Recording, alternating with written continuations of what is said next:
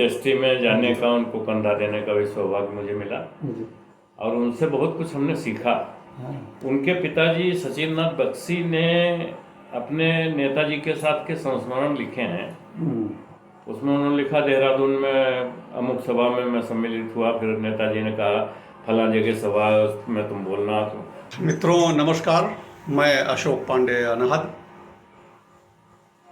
और आज मैं बैठा हूँ प्रसिद्ध साहित्यकार दादा जयराम दास रस्तोगी जी के आवास पर। वो प्रसिद्ध पंक्ति की, राम से बड़ा राम का नाम। ऐसे ही जो हमारे प्रसिद्ध क्रांतिकारी हैं उन पर काम करने वाले भी उसी तरह श्रेष्ठ हैं, जो उनके जाने के बाद भी उनको जीवित रखने के क्रम में निरंतर कुछ न कुछ कर रहे हैं। क्रांतिकारियों पर आप जो कर रहे हैं वो बहुत ही महनीय है। आपकी कई पुस्तकें क्रांतिकारियों पर ही प्रकाशित हैं, जिसमें से एक बड़ी महत्वपूर्ण पुस्तक अभी गत वर्ष आई है, तन मन धन कुर्बान वतन पर 365 दिन का कैलेंडर से लेकर के कि कब से मतलब किस क्रांतिकारी ने कब कौन सी गतिविधि की। तो ऐसे महनीय कार्य करने वाले आदरणीय जयराम दास रस्तोगी जी हैं। स्वतंत्रता के पश्चात अनेक क्रांतिकारी बहुत दिनों तक, काफ़ी दिन तक जीवित रहे, जो भगत सिंह के सहयोगी थे, जो चंद्रशेखर आज़ाद जी के सहयोगी थे। वो सब, उनका सबका सानिध्य मिला आपको। आप बड़े बहुत सौभाग्यशाली व्यक्ति हैं इस मामले में। तो मैं आपसे वार्ता करता हूं इस उद्देश्य से कि ये जानकारी हमारे आप सभी मित्रगणों तक पहुंचे। ये है आदरणीय जयराम दास रस्तोगी जी का वो कक्ष जहां पर बैठ के आप साधना करते हैं। देखिए, आपके प्रेरणा स्रोत चंद्रशेखर आज़ाद जी का चित्र। मैंने कभी लिखा था कि मुँह छेंटते कमर माउजर शीश गर्भ से ऊंचा था, रुद्र नारायण झांसी वाले ने जो फोटो खींचा था। तो ये वही फोटो है, झांसी के रुद्र नारायण जी ने जिस फोटो को अपने कैमरे में कैद किया था। आदरणीय नमस्कार। नमस्कार। आपके बड़े महनीय कार्य हैं इन क्रांतिकारियों पर। क्रांतिकारियों पर आपके क्या कार्य हैं, किस तरह से उनको स्मरण कर रहे हैं आप, उनके बारे में भी मैं जानना चाहूँगा कि आप ही विस्तार से सारी वार्ता करें ताकि हमारे इन श्रोताओं तक जानकारी पहुँचे। स्नेहपात्र श्री अशोक पांडे अनहद जी, हमारे कस्बे शाहबाद जनपद हरदोई में जामा मस्जिद के सामने एक छोटी सी सभा हो रही थी। उस समय जनसंघ पार्टी जी दीपक चुनाव चिन्ह हुआ करता था। उसमें एक सज्जन भाषण दे रहे थे जनसंघ की ओर से। बहुत गिने चुने लोगों की चुनावी सभा थी जी। तो अनलमुखी वक्ता थे वो। तो मुझको लोगों से जानकारी करनी पड़ी कि ये आखिर इतना प्रखर बोल रहे हैं। अच्छा। बेलौस, तो ये कौन सज्जन है। तो जानकारी करते करते ये पता चला कि ये काकोरी खड़े केस में जो 10 नवयुवकों ने ट्रेन लूटी थी जी, उसके क्रांतिकारी सचिन नाथ बख्शी हैं। अच्छा। जो कि उनको आजीवन कारावास हुआ था। तो अब हम तो काकोरी कांड के बारे में कुछ जानते नहीं थे, केवल पढ़ने लिखने से मतलब था। तो हमने फिर जानकारी की कि काकोरी खड़े केस क्या था, उसमें कैसे क्या हुआ था जो गर्मी की छुट्टी हुई। उसके बाद कुछ लोगों के नाम मिले। उस समय क्रांतिकारी काफ़ी जीवित थे और उनके अखबारों में वक्तव्य छपा करते थे, लेख छपा करते थे। तो अब जब दिलचस्पी जगी तो उनको मैं पढ़ने लगा। उस समय मेरी सामर्थ्य अखबार खरीदने की भी नहीं थी, लेकिन पढ़ लेता था जी। तो उनको पढ़ते पढ़ते मुझे निजामुद्दीन दिल्ली में रहने वाले एक क्रांतिकारी का पता चला, मनमथ नाथ गुप्त। मनमथ नाथ गुप्त के बारे में ये कहा जाता है कि वो उन 10 नवयुवकों में चंद्रशेखर आज़ाद और मनमथ नाथ गुप्त सबसे कम उम्र के थे। ये बंगाली सज्जन थे और इनके भाई मनमोहन गुप्त भी क्रांतिकारी संगठन में थे। तो मनमथ नाथ गुप्त निजामुद्दीन में जब रहने लगे और काफ़ी अच्छे लेखक होकर के वो अपना जीवन यापन कर रहे थे। अच्छा। तो उनका पता मिल गया और हमने उनको एक पत्र लिखा कि कृपया अपना विवरण, आत्म परिचय, अपने साथियों का परिचय या उनके पते और अपना एक फ़ोटो भेज दें। तो उस समय डाक सेवा बहुत अच्छी थी। मेरा पत्र उन तक पहुंचा, साधारण पत्र, और उनका जवाब भी बहुत जल्दी आया जी। उस जवाब में जो वेदना छिपी थी क्रांतिकारियों की, उसको मैं यहाँ उद्धृत करना जरूरी समझता हूँ। उन्होंने लिखा कि कृपया शहीदों के चित्र रखें, जीवित क्रांतिकारियों को इतना महत्व न दें। जाहिर सी बात है कि सरकारें महत्व नहीं देती थी। गांधीवादी भजन मंडली ने गांधी जी का महिमा मंडन करने के लिए, जवाहरलाल नेहरू का महिमा मंडन करने के लिए कि आज़ादी हमें ने दी, इन लोगों की बहुत उपेक्षा की और ये वेदना इनके इस पत्र की पंक्तियों से प्रकट होती है।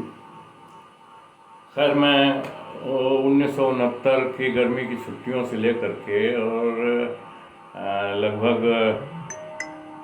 1974 तक मैं इन लोगों के बारे में अखबारों की कटिंग वटिंग ये सब इकट्ठा करता रहा और तमाम जानकारियाँ की, काफ़ी कुछ मुझको जानकारी हो गई। और 1974 में ये तय हुआ कि एक बाल रामलीला शुरू हुई थी। तो उसमें ये हुआ कि बड़े लोग उसमें दशहरा पर रामलीला के बाद 3-4 नाटक का वो करें। ये कहाँ पे? शाहबाद में। अच्छा। शाहबाद जनपद हरदोई। तो उसमें अब किसी को पता नहीं था कि क्या प्रतिभाएं छिपी हुई हैं। मैंने नाटक लिखा, भारत के अमर शहीद। वो 1925 से, यानी काकोरी षड्यंत्र केस से, जिसका इस समय 100वां वर्ष चल रहा है। 9 अगस्त 1925 को एक घटना हुई थी।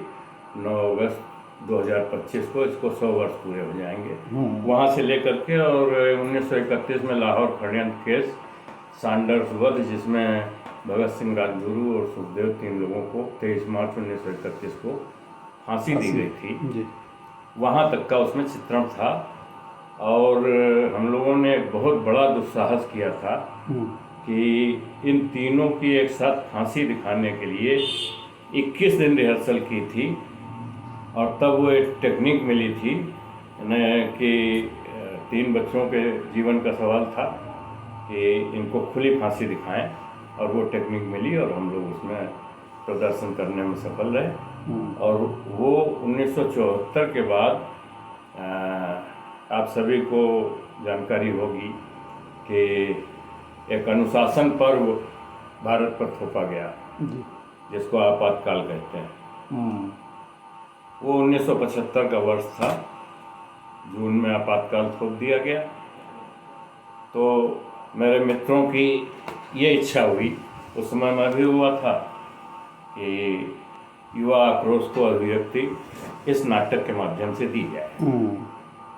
तो इसका दोबारा मंचन अक्टूबर 1975 में हुआ। और तब तक मुझे जानकारी मिली थी कि भगत सिंह और राजगुरु सुखदेव को जिस केस में फांसी दी गई थी, उसी केस में हमारे हरदोई जनपद के कम से कम 3 क्रांतिकारी उनके साथी थे, जिनमें 2 को काला पानी हुआ था और एक पर मुकदमा ही नहीं चला था। वो बाद में श्री अरविंदो आश्रम पांडिचेरी चले गए थे। उनका नाम था काशीराम खत्री। और जो 2 नरनाहर काला पानी की सज़ा भोग रहे थे, उनमें एक थे श्री जयदेव कपूर और श्री शिव वर्मा। शिव वर्मा ने काला पानी का दंड भोग करके जो रिहा हुए, तो वो वामपंथी विचारधारा के थे और वो लेखन के क्षेत्र में चले गए और यहाँ उन्होंने लखनऊ सदर में जो दुर्गा भाभी द्वारा स्थापित जी जी मॉन्टेसरी पद्धति का इंटर कॉलेज है, लखनऊ मॉन्टेसरी इंटर कॉलेज जी, उसके परिसर में दुर्गा भाभी का आवास था, जिसको उन्होंने शहीद स्मारक एवं स्वतंत्रता संग्राम शोध केंद्र नाम दिया था। मैं उस आवास को देखने अभी गया था कुछ दिन पहले। तो वो उसमें रह करके उन्होंने साधना की, अध्ययन किया और बड़ी अच्छी अच्छी पुस्तकें लिखी हैं, जिसमें एक संस्मृतियाँ उनकी पुस्तक है जो उन्होंने अपने 7 साथी शहीदों के बारे में लिखी है। मैंने कई बार उसको पढ़ा है और इससे ज़्यादा प्रामाणिक पुस्तक नहीं हो सकती। सबसे विशेषता इस पुस्तक की ये है कि शिववर्मा जी स्वयं इस पूरी घटनाक्रम और मुकदमे के एक पात्र होते हुए उन्होंने इतनी खूबसूरती से अपने को उससे अलग रखा है कि अपना कहीं आत्म प्रशंसा नहीं की। और वो बहुत ही अच्छा ग्रंथ है। और भी उनके हैं मौत के इंतज़ार में, 2-3 और भी किताबें हैं। लेकिन संस्मृतियाँ मैं समझता हूँ कि अगर चंद्रशेखर आज़ाद, भगत सिंह, राजगुरु, सुखदेव, कुंवर महावीर सिंह, लोग नाम नहीं जानते होंगे। कुंवर महावीर सिंह वहाँ भेजे गए थे अंडमान काला पानी, उन्होंने वहाँ अनशन किया। उनका अनशन तोड़वाने के लिए फोर्स फीडिंग की गई। फोर्स फीडिंग में वो नली फेफड़े में चली गई और 1 लीटर दूध उनके फेफड़े में भर दिया गया। वो मछली की तरह छटपटाया, रात में ही ख़त्म हो गए और उनको उठा करके इसमें सागर में फेंक दिया गया। मछलियों के उस भोजन बन गए होंगे। ऐसा महान क्रांतिकारी, इन सबकी अगर प्रामाणिक जीवनियाँ, शहीद यतीन्द्रनाथ दास 62 दिन अनशन करके 63वें दिन शहीद हुए 13 सितंबर सन 1929 को। अच्छा, ये स्वतंत्रता के बाद जो क्रांतिकारी जीवित रहे, उनमें से आपको किसका किसका सानिध्य मिला? मैंने अभी जिक्र किया यतीन्द्रनाथ दास का। इनकी शहादत हुई थी 13 सितंबर सन 1929 को। इसका 50वां वर्ष मनाया गया था यहीं लखनऊ में, कैसरबाग बारादरी में। अच्छा।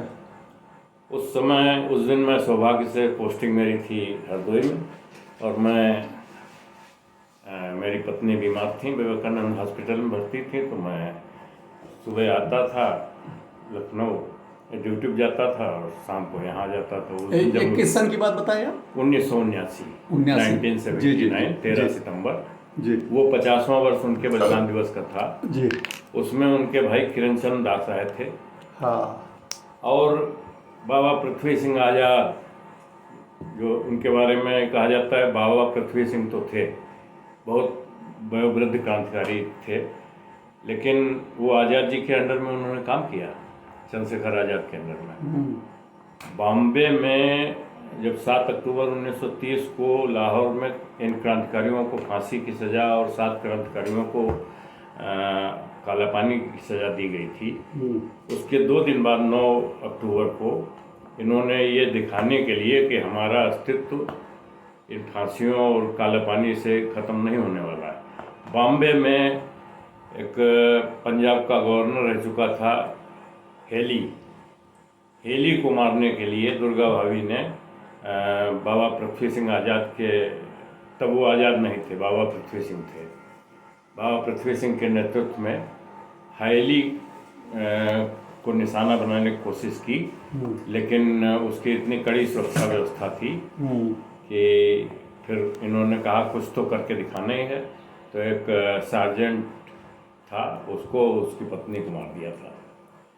इस तरह से इन्होंने एहसास दिलाया कि हिंदुस्तान सोशलिस्ट रिपब्लिकन आर्मी अभी न थकी है न मरी है। तो उसमें बाबा पृथ्वी सिंह आज़ाद इतना प्रभावित थे चंद्रशेखर आज़ाद से कि चंद्रशेखर आज़ाद जब शहीद हो गए तो उनका आज़ाद तखल्लुस जो था वो उन्होंने अपने साथ लगा लिया, वो बाबा पृथ्वी सिंह आज़ाद हो गए।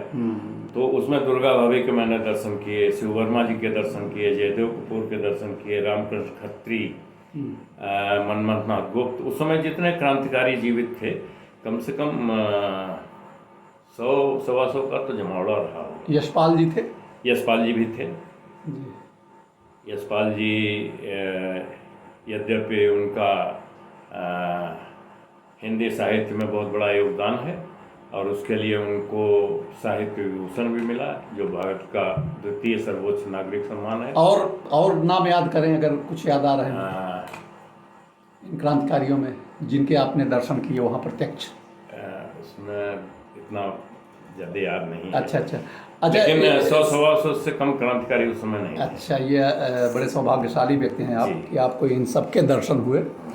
और इनमें से कोई ऐसा क्रांतिकारी जिसका आपको विशेष सानिध्य मिला हो, जिससे आपकी वार्ता होती रही हो? ये अभी मैं जो 1975 में नाटक का जिक्र कर रहा था, इसमें हम लोग हरदोई से जयदेव कपूर को, मैं और एक डॉक्टर स्वर्गीय राम जी, वो भी, हम दोनों लोग गए थे। और हरदोई में सिनेमा चौराहे पे बहुत प्राइम लोकेशन पर जयदेव कपूर जी के लड़के विजय कपूर की दुकान थी घड़ी की, और जयदेव कपूर जी वहीं आकर के शाम को बैठते थे। तो वहाँ शाम को हम लोग गए, करीब 5 बजा होगा, उनसे निवेदन किया तो बड़े प्रसन्न हुए, क्योंकि क्रांतिकारियों को कोई पूछता तो था नहीं, और उन्होंने सहर्ष स्वीकृति दी। आज की तरह तामझाम नहीं था, वे अपने व्यय से, या उनकी 2 बसें चलती थीं, परमिट उनको मिले थे, 3 राज्यों से उनको राजनीतिक पेंशन मिलती थी, पंजाब, उत्तर प्रदेश और केंद्र सरकार से। बहुत बड़े क्रांतिकारी। ये तो उनके साथ सरकार ने बड़ी कृपा की थी।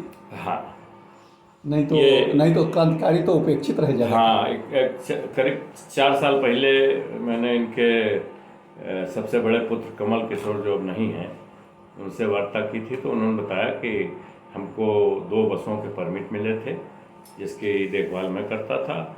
और बाबूजी हमारे यानी जयदेव कपूर जी, चूँकि किसानों और मजदूरों के लिए, श्रमिकों के लिए आजीवन संघर्ष किया था, public safety trade dispute bill, जिसके लिए उन्होंने भगत सिंह और बटुकेश्वर दत्त ने सेंट्रल असेंबली, जिसको आज संसद भवन कहते हैं, उसमें बम फेंके थे, पर्चे फेंके थे अपने दल के। उसमें उसकी पृष्ठभूमि में जयदेव कपूर का बहुत बड़ा हाथ था।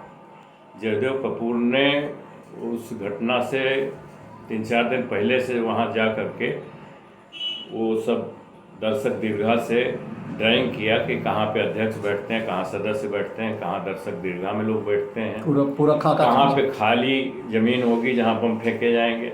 बम किसी को मारने के लिए नहीं थे, केवल बहरों को सुनाने के लिए आवाज़ वाले बम थे। अच्छा, दुर्गा भाभी से भी क्या कभी दुर्गा भाभी के दर्शन 13 सितंबर 1979 को मुझको हुए। इसके अलावा ये मेरा दुर्भाग्य रहा कि जब मैंने इनके स्वतंत्रता संग्राम शोध केंद्र में मैं गया, बड़ी अच्छी लाइब्रेरी है उसमें। हाँ, मैं वहाँ बहुत अद्वितीय पुस्तकें हैं, और वो जो सामान यूज करती थी, प्रयोग करती थी, हाँ, वो सब वहाँ पे रखे हुए हैं आज भी। 1999-2000 में मैंने वहाँ अध्ययन किया काफ़ी। तो दुर्गा भाभी के दर्शन का सौभाग्य नहीं मिला, क्योंकि दुर्गा भाभी 1985 में लखनऊ से चली गई थी राजनगर गाजियाबाद। वो राजनगर में उनके पुत्र थे सची, और 1999 में दिवंगत हुई है। कितनी दुर्भाग्य की बात है कि हम लोगों को पता नहीं। 14 अक्टूबर 1999। हाँ, और उनके सचिंद्र नाथ बोहरा एकमात्र पुत्र थे। हाँ, जो 3 वर्ष की अवस्था में, सोचिए कि दुर्गा भाभी ने कितना बड़ा रिस्क लिया था। हाँ, कि भगत सिंह को जब लाहौर से निकालना था सांडर्स वध के बाद, जी, तो वो उनकी पत्नी बन करके, हाँ, और भगत सिंह ने गोद में उस बच्चे को लिया, 3 वर्ष का बच्चा था। हाँ, और दोनों के हाथ, एक हाथ रिवॉल्वर की ट्रिगर पर थे। लाहौर से निकलना आसान नहीं था, अगर गोली चल जाती तो उस नन्ही से देह का क्या होता। वो भगत सिंह के हेड का चित्र उसी समय का है। हाँ, वो हेड का चित्र वही है। हाँ, जिसकी पहचान उनसे है, जी। सब तो चिन्ह है। देश के दीवाने हो गए थे, भारत माता हाँ। के दीवाने हो गए थे। नहीं, एक महत्वपूर्ण जी। बात और मैं आपसे करना चाहूँगा कि एक प्रमुख क्रांतिकारी हमारे नेताजी सुभाष चंद्र बोस जी, जी। वो 18 अगस्त 1945 को उनकी मृत्यु बताई जाती है प्लेन क्रैश में, लेकिन उसके बाद भी जीवित रहे। मैं उनके बारे में आपसे कुछ जानना चाहता हूँ। देखिए, क्रांतिकारी क्षेत्र में भारत की जो राजनीति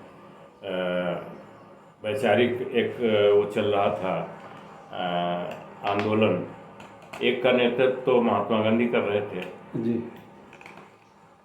उसके बारे में ज़्यादा टिप्पणी करना ठीक नहीं है। सुभाष बाबू अच्छी खासी ICS की नौकरी पर ठोकर मार के आए थे और सबसे पहले वो भारत में आकर के महात्मा गांधी जी से मिले थे। जी। एक स्थिति ये आई कि त्रिपुरी कांग्रेस में ये सुभाष बाबू बहुमत से चुने गए कांग्रेस के अध्यक्ष। तो महात्मा जी ने कहा कि पट्टा भी सीतारमैया के हाथ मेरी हार है। जी। और उस दिन गांधीवादी अहिंसकों ने वो करतूतें की हैं कि सुभाष बाबू अपने भाई के साथ उसी समय त्रिपुरी छोड़ करके जाना चाह रहे थे। कुछ लोगों ने उनको रोका था और वो रात किसी तरह उन्होंने बिताई।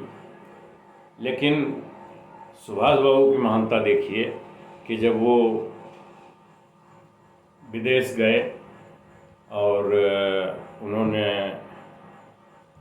जब रेडियो से संबोधन दिया तो राष्ट्रपिता का संबोधन महात्मा जी को सुभाष बाबू ने दिया, जिसको हम लोग उनके आदर में स्वीकार करते हैं। अन्यथा राष्ट्र का कोई पिता नहीं होता। जी जी बिल्कुल। न राष्ट्र की माता होती है, राष्ट्र राष्ट्र है। और राष्ट्र केवल भौगोलिक सीमा नहीं है।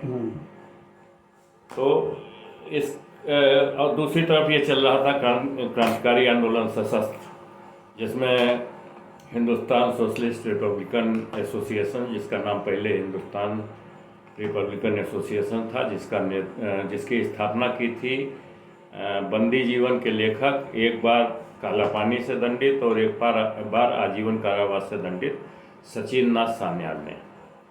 सचिन नाथ सान्याल की जो ये हिंदुस्तान HRA थी, हिंदुस्तान रिपब्लिकन आर्मी, इसके सेनापति थे शाहजहाँपुर के राम प्रसाद बिस्मिल जी, जिनका जब कमान चंद्रशेखर आज़ाद ने संभाली। और तो इस HSRA के नेतृत्व में जो आंदोलन चल रहा था, ये कोई खूंरेजी का आंदोलन नहीं था। इसमें अगर देखिए भगत सिंह का कायदे से अध्ययन करें, मुझे जैसे अनहद जी आपको जानना है तो मैं बार बार आपके पास जाऊंगा, आप नहीं मेरे पास आएंगे। इसी तरह से मैंने लगभग 34 वर्ष जितनी मुझको पुस्तकें मिली भगत सिंह पे, चाहे एक नौटंकी की पुस्तक भी है वो भी मैं ले आया। तो मैं 34 वर्ष उनके करीब गया। उसके बाद में उनका जन्मशती वर्ष था 2007 में, तब मैंने तब कलम उठाई भगत सिंह पर और किताब लिखी, प्रबंध काव्य शहीद क्रांतिपुंज शहीद भगत सिंह। तो भगत सिंह बहुत बड़ा वैचारिक नेता था। और दो व्यक्ति इस पूरे आंदोलन में ऐसे हैं रहस्यमयी, जिनके बारे में बहुत कुछ कहना प्रामाणिक नहीं है। एक तो बाबू नेताजी सुभाष चंद्र बोस, नेता आज तक एक ही हुआ है, बाकी सब ढकोसला वाले हैं, जनता के ये जो नेताजी के संबंध में जो 45 के बाद की कहानी है, देखिए उसके संबंध में आपकी क्या राय है? ये गुमनामी बाबा जो थे,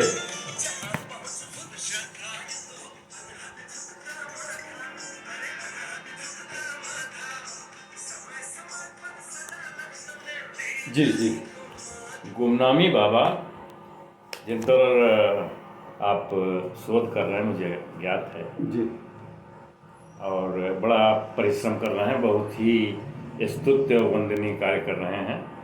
ऐसे रहस्यमय व्यक्तित्व के लिए शोध करना, उनसे संबंधित स्थानों पर जाना, उनसे संबंधित लोगों या अब जो उनके साथ के लोग हैं उनके परिजन हैं उनसे मिलना जुलना और प्रामाणिक तथ्य इकट्ठा करना बहुत कठिन काम है। अक्सर मेरी आपकी वार्ता होती रहती, मैं उन कठिनाइयों के बारे में पूछता भी रहता हूँ। तो एक तो नेताजी सुभाष चंद्र बोस ये सही माने में योगी थे। जी। जब पठान के वेश में ये भारत छोड़ करके और काबुल और उसके रास्ते जापान पहुंच गए। हाँ, 16-17 जनवरी 1941। बहुत कठिन कार्य था। जी। पनडुब्बी में जब उन्होंने कई दिन यात्रा की, 3 महीना 4 दिन, 3 महीना 4 दिन, उसमें जो इनको श्वास का रोग हो गया था। तो नेताजी सुभाष चंद्र बोस के बारे में तो जो आपकी अप्रतिम पुस्तक आएगी, मैं समझता हूँ कि इससे बहुत कुछ साफ हो जाएगा। इस पर और भी लोगों ने कार्य किए हैं, लेकिन आप जिस उससे कार्य कर रहे हैं वो भाई बहुत वंदनीय कार्य है। और निश्चित रूप से ऐसे तथ्य आएंगे। वैसे इस बारे में मुझे जहाँ तक याद है कि एक बाबा जय गुरुदेव हुआ करते थे। इमरजेंसी टाइम में उन्होंने घोषणा की थी कि नेताजी सुभाष चंद्र बोस फूलबाग कानपुर में प्रकट होंगे। तारीख और सन मुझको याद नहीं है। अब अपार भीड़ वहाँ इकट्ठी हुई और जैसे ये प्रकट हुए बाबा जय गुरुदेव, तो फिर जूते चप्पल चलने लगे। तो इस तरह के ढकोसले भी हुए हैं। लेकिन मेरा जहाँ तक मत है कि ये जो गुमनामी बाबा कहे जाते हैं ये सुभाष चंद्र बोस ही थे। जी जी। सचिन नाथ बख्शी, जिनका मैंने अभी जिक्र किया, काकोरी खड़न केस में जिनको आजीवन कारावास हुआ था, इनके पुत्र से मेरा काफ़ी पारिवारिक संबंध रहा है। पौत्री से अब है श्री राजेंद्र नाथ बख्शी जी अभी 29 अक्टूबर 2024 को दिवंगत हो गए। हाँ, संयोग से उनके 3 दिन पहले 2-3 दिन पहले आपके साथ आप मिलकर के आए, उनके दर्शन का सौभाग्य मुझे भी मिला। उनकी अंत्येष्टि में जाने का, उनको कंधा देने का भी सौभाग्य मुझे मिला और उनसे बहुत कुछ हमने सीखा। उनके पिताजी सचिन नाथ बख्शी ने अपने नेताजी के साथ के संस्मरण लिखे हैं। उसमें उन्होंने लिखा, देहरादून में अमुक सभा में मैं सम्मिलित हुआ, फिर नेताजी ने कहा फला जगह सभा में तुम बोलना। तो मैं पढ़ी थी, वो गुम हो गई, फॉरवर्ड ब्लॉक की थी। और मैं आपको बताऊं प्रसंगवश कि ये फॉरवर्ड ब्लॉक की एक पत्रिका निकलती थी, युवक मासिक, आगरा से। मुझको बाद में पता चला कि लाहौर षड्यंत्र केस द्वितीय, जिसमें सचिन नाथ सान्याल के भाई जितेंद्र नाथ सान्याल पर मुकदमा चला, उसी में एक श्री कृष्ण दत्त पालीवाल थे। वो श्री कृष्ण दत्त पालीवाल छोड़ दिए गए थे और वो इस पत्रिका के संपादक थे। मेरा प्रथम लेखन उसी पत्रिका से प्रारंभ हुआ था, शायद 1973 में। तो उस फॉरवर्ड ब्लॉक की किताब थी, उसमें लिखा था कि अमुक समय पे संसद में ये प्रश्न पूछे गए कि क्या हम अब भी ब्रिटिश क्राउन के तहत कार्य करने के लिए बाध्य हैं, यानी अपनी संसदीय प्रणाली उसे चला रहे हैं। तो उसमें जवाब सरकार की ओर से आया था कि हाँ ऐसा है। और आप भी जानते हैं कि जो आज़ादी थी वो एक समझौता था, जिसकी पुष्टि इससे होती है कि लगभग 2000 पेज का जो आज़ादी का दस्तावेज है, जो अंग्रेज हमको कृपापूर्वक दे गए, गांधी जी को दे गए, जवाहरलाल नेहरू को दे गए, उनकी महत्वाकांक्षाओं की भेंट कर गए, वो उसका नाम है ट्रांसफ़र ऑफ पावर। आज़ादी नहीं है, सत्ता का हस्तांतरण। तो उसमें उसी में आगे ये था कि क्या संसद में पूछा गया कि क्या भारत में यदि सुभाष चंद्र बोस आ जाएं तो ऐसा कोई एग्रीमेंट है कि 20 वर्ष तक भारत सरकार उनको ब्रिटेन को सौंपने के लिए बाध्य होगी। तो उसमें उन्होंने क्लेरिफिकेशन दिया था कि वो ब्रिटिश सरकार के अपराधी माने गए थे और अपराध कभी मरता नहीं है, तो ऐसे 20 वर्ष की कोई वो नहीं थी। जब भी वो आते तब ब्रिटिश सरकार बाध्य थी कि उनको ब्रिटिश सरकार को सौंप देती। ये कहाँ पे लिखा गया था, उस जो फॉरवर्ड ब्लॉक की पुस्तक थी उसमें लिखा गया अच्छा। था। तो नेताजी सुभाष चंद्र बोस छिप करके इतने दिन कायर रहते, उसमें एक टिप्पणी ये भी थी कि आज इतने वर्षों के बाद भी हम ये मानने को विवश नहीं हैं कि नेताजी मर गए या स्वर्गीय हो गए। ऐसे ही लोग अमर कहे जाते हैं, जो जनता के दिलों में जिंदा रहते हैं वे अमर कहे जाते हैं। तो नेताजी सुभाष चंद्र बोस हो सकता है कि नहीं बाध्यताओं में प्रकट नहीं हुए, लेकिन जो गुमनामी बाबा की गतिविधियां हैं उस पर आप बेहतर जानते हैं। लेकिन बहुत रहस्यमयी व्यक्ति, और उनके लिए ये भी असंभव नहीं है कि वो सामान्य लोगों की आयु से ज़्यादा न जिए हों। योगी के लिए कोई असंभव नहीं है, प्राणवायु वो रोक लेगा, उतनी आयु उसकी बढ़ जाएगी। एक विलक्षण व्यक्तित्व है, साधारण पृष्ठभूमि का, कोई क्रांति की पृष्ठभूमि नहीं, माता पिता निपट निरक्षर, ग्राम्यांचल में आदिवासियों में पला बढ़ा चंद्रशेखर आजाद। ये इतने रहस्यमय हैं, ये नेताजी सुभाष चंद्र बोस से ज़्यादा रहस्यमय हैं। इनके बारे में बंगाल से शोधपूर्ण पुस्तक निकली है जिसमें शहीदों और क्रांतिकारियों के बारे में। अच्छा। तो उसका पुस्तक का नाम है रोल ऑफ ऑनर। उस रोल ऑफ ऑनर में चंद्रशेखर आजाद जी को उपाधि दी गई है द हीरो ऑफ 100 फाइट्स। अच्छा। 100 युद्धों का सेनानायक। तो 100 आज तक मैंने कहीं एक जगह लिखित में तो नहीं पढ़े, जैसे 33 करोड़ देवी देवताओं के नाम नहीं पढ़े जा सकते, कहीं लिखे नहीं हैं। इसी तरह से चंद्रशेखर आजाद के 100 एक्शंस का कहीं लिखित विवरण नहीं मिलेगा, और जो कुछ भी लिखा जाता है उसको ये कहा जाए कि प्रामाणिक है। मेरी समझ से मैंने भी लिखी है पुस्तक, अभी जल्दी आने वाली है, शौर्य मूर्ति चंद्रशेखर आजाद। लेकिन हम अपने लिखे को भी या बहुत हमने खोज की है, लेकिन वो इतने रहस्यमय व्यक्ति थे कि वो अपने को हाईलाइट नहीं करना चाहते। नहीं, उन्होंने भगत सिंह को इस बात पे झिड़क दिया था। भगत सिंह को वो बहुत चाहते थे, क्योंकि भगत सिंह दल के बौद्धिक नेता थे। तो उन्होंने ये नेतृत्व चंद्रशेखर आजाद जी के ही हाथ में रहता था, दल का नेतृत्व चंद्रशेखर आजाद के हाथ में था।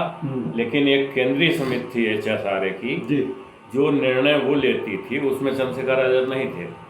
उसको चंद्रशेखर आजाद मानते थे। इनको जवाहरलाल नेहरू ने फासिस्ट कहा, इनको लोगों ने अक्खड़ और पता नहीं क्या क्या कहा, क्रोध में किसी गोली मार दें। वो कोई खूंखार वो नहीं थे, लेकिन उन्होंने अपना आतंक ब्रिटिशर्स के मन में तो पूरी तरह बैठा दिया था। अभी एक मेरे वरिष्ठ लेखक हैं गाजियाबाद में, उन्होंने 19 पुस्तकें क्रांतिकारियों पर लिखी हैं, जिसमें एक सिखों के 10 गुरुओं पर पुस्तक है। उनकी एक किताब आई है क्रांतिकारी दुर्गा भाभी। पंडित सत्यनारायण शर्मा जी हैं गाजियाबाद के, वो दुर्गा भाभी, और वो चूँकि गाजियाबाद में ही रहते थे, तो उन्होंने लिखा है कि मैं 15 वर्ष दुर्गा भाभी के सानिध्य में रहा। मैं उनसे जाकर के मिलता था, और उनसे जो भी कलेक्ट किया है उसको मैंने इस पुस्तक में दिया है। उसके अनुसार 27 फरवरी 1931 को जब चंद्रशेखर आजाद की पुलिस से खुली मुठभेड़ में शहादत हुई है, उससे एक दिन पहले यानी 26 फरवरी 1931 को दुर्गा भाभी और सुशीला दीदी थीं, ये गाजियाबाद गईं। गाजियाबाद में रघुनंदन शरण कांग्रेसी नेता थे, उनको साथ में लिया और ये गांधी जी से मिलने गईं। चंद्रशेखर आज़ाद का ये प्रस्ताव था। आप सभी लोग बहुत भली प्रकार जानते हैं कि आज़ाद जी का प्रण था, या आज़ाद हूँ, आज़ाद था, आज़ाद हूँ, आज़ाद रहूँगा। लेकिन उन्होंने अपने उसको अलग हटा करके जब देखा कि गांधी जी गांधी इरविन पैक्ट में भगत सिंह, राजगुरु, सुखदेव के बारे में कोई चर्चा नहीं करना चाहते हैं, तो उन्होंने कहा जाता है कि लगा दी आग नशे मन में रोशनी के लिए, किसी तरह न गई जब चमन की तारीकी, लगा दी आग नशे मन में रोशनी के लिए। तो उन्होंने अपने आप को आत्मसमर्पण करने के लिए प्रस्तुत कर दिया। ये प्रस्ताव लेकर के दुर्गा भाभी और सुशीला दीदी गई। अच्छा, मतलब चंद्रशेखर जी ने ये प्रस्ताव भेजा कि मैं आत्मसमर्पण मैं कर दूंगा, लेकिन कर दूंगा, आप उनको उनकी फांसी रुकवा दीजिए, भगत सिंह वादी की फांसी रोक दी जाए। तो जब ये गई हैं रात में, हाँ, तो पंडित गांधी जी हमेशा बड़े बड़े लोगों के यहाँ रुकते थे। हाँ। बिरला हाउस में मारे गए, हाँ। सभी जानते हैं। हाँ, तो एक डॉक्टर मुख्तार आलम अंसारी थे, उनकी कोठी थी दरियागंज दिल्ली में, 1 नंबर कोठी, उसमें गांधी जी रुके हुए थे। और उसके लान में पंडित जवाहरलाल नेहरू टहल रहे थे। तो इन्होंने अपना असली परिचय नहीं दिया। कांग्रेसी नेता जो साथ में गए थे उन्होंने कहा ये 2 महिलाएं हैं, गांधी जी से मिलना चाहती हैं। तो इन्होंने अपना, दोनों लोगों ने कुछ छद्म परिचय दिया। तो नेहरू जी ने कहा कि अभी बापू व्यस्त हैं, आप दूसरे कमरे में बैठ जाइए। बैठा दिया वहाँ, कहा जब खाली होंगे तो वो आपको बुला लेंगे। तो लगभग 11 बजे गांधी जी की उन दोनों महिलाओं से मुलाकात हुई। उस मुलाकात में उन्होंने अपना असली परिचय गांधी जी को दिया कि मैं दुर्गा भाभी हूँ, ये सुशीला दीदी हैं, और हम चंद्रशेखर आज़ाद का एक प्रस्ताव लेकर के आए हैं कि अगर आप भगत सिंह, राजगुरु, सुखदेव को फांसी से बचा लें तो मैं अपने दल के साथ आपके सामने आत्मसमर्पण कर दूँगा। बहुत बड़ा खुलासा है ये। और तो उसमें भी ये नाटक में ये चीज़ आ चुकी है कि गांधी जी ने कहा कि ठीक है दुर्गा, तुम आ गई हो तो ऐसा करो, हमारे आश्रम में आत्मसमर्पण कर दो, हम पुलिस से तुमको कम से कम सजा की कोशिश करेंगे। बताइए, प्रस्ताव लेके गए तो और समर्पण करवा रहे। हाँ, तो उन्होंने कहा कि बापू मैं अपने लिए नहीं आई हूँ, चंद्रशेखर आज़ाद ने ये प्रस्ताव भेजा है। तो उन्होंने छूटते ही कहा कि भाई इन लोगों का हिंसा में विश्वास है और मैं अहिंसावादी हूँ, मैं इसमें कुछ नहीं कर सकता हूँ। तो इन लोगों ने ऐसे हाथ जोड़े, वो नाटक में भी दिखाया है, अब नमस्कार करके झंडाहट में चली आई। एक आक्षेप लगता है, बहुत महत्वपूर्ण चीज़ है। एक तो बात ये कि अगर गांधी जी इस बात पे मान जाते तो शायद चंद्रशेखर आज़ाद, भगत सिंह, राजगुरु, सुखदेव, उनके दल के तमाम लोग आज उस समय बच जाते, जीवित रहते। ये बात है मुठभेड़ से कुछ घंटों पहले की, यानी आज़ादी की शहादत से कुछ घंटे पहले की। तो भारत का इतिहास शायद बदल जाता है, लेकिन कुछ ऐतिहासिक गलतियां होती हैं। महात्मा गांधी बहुत पूज्य हैं, मैं भी आदर करता हूं, लेकिन जहां जो चीज़ें सामने आती हैं नहीं तो उनसे बड़ा विक्षोभ होता है। तो एक बात बहुत शिद्दत से उठाई जाती है कि जवाहरलाल नेहरू ने इनकी मुखबिरी करके पुलिस से घेरवा कर, हाँ, कहते हैं ये आनंद भवन में मिलने गए थे। जी। उस पुस्तक से ये स्पष्ट होता है कि जवाहरलाल नेहरू रात के 11 या 12 बजे तक दिल्ली में थे। उस समय ऐसी कोई फ्लाइटें नहीं थी, रात में विमान नहीं चल सकते थे, कोई स्पेशल चार्टर। मतलब इनकी मुखबिरी वाली थ्योरी वो गलत है, बिल्कुल गलत है। मतलब जवाहरलाल नेहरू का मैं समर्थक नहीं हूँ, लेकिन ये ऐसे भारत का वो प्रधानमंत्री, पहला प्रधानमंत्री है, जैसे भी बना, महत्वाकांक्षा में बना, जैसे भी है, लेकिन देश का प्रधानमंत्री था, उस पर इतना बड़ा लांछन। और यहाँ एक और महत्वपूर्ण प्रश्न आपसे करना चाहूँगा जी, कि एक तो सुखदेव नाम आता है जो भगत सिंह और राजगुरु जो के साथ उनके शहीद हुए थे, उनका नाम है सुखदेव थापर। वो हैं। और दूसरे ये एक लुधियाना सुखदेव का के थे। नाम आता है जो इनके साथ वार्ता वो कर रहे थे वो अल्फ्रेड पार्क में। हाँ, जो अंतिम समय में इनके साथ थे, हाँ, वो सुखदेव राज उनका नाम था। वो दुर्ग मध्य प्रदेश के निवासी थे। अच्छा। और उनके ऊपर लाहौर खंडन केस द्वितीय चलाया गया, उसमें मुकदमा भी उन पर चला है।